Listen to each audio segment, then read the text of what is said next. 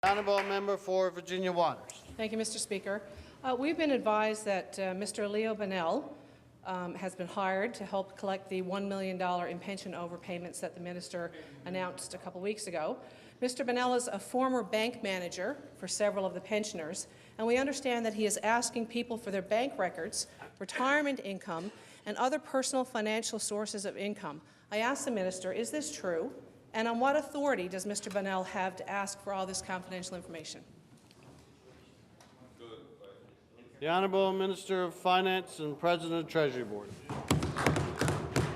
I'm delighted the member for Virginia Waters has addressed the credentials of Mr. Bonnell because he's had tremendous experience in working with people and their personal financial circumstance. As I've said in this House and said outside, that the process we're going through to meet with each of these individuals to talk about their individual circumstance. Because what we're talking about, Mr. Speaker, is a person's ability to repay an amount that they were overpaid.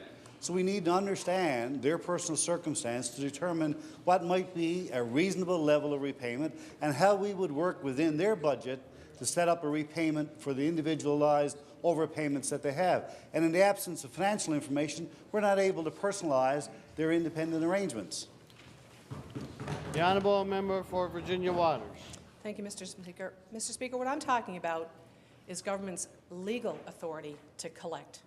I ask the minister, can he advise this House if there were any underpayments to seniors identified as part of the audit that uncovered the overpayments he is now collecting? And does he expect any legal challenges as to the result of this audit? The Honourable Minister of Finance and President of Treasury Board. Mr. Speaker, and I have no way of knowing what individuals may choose to do with respect to legal challenge.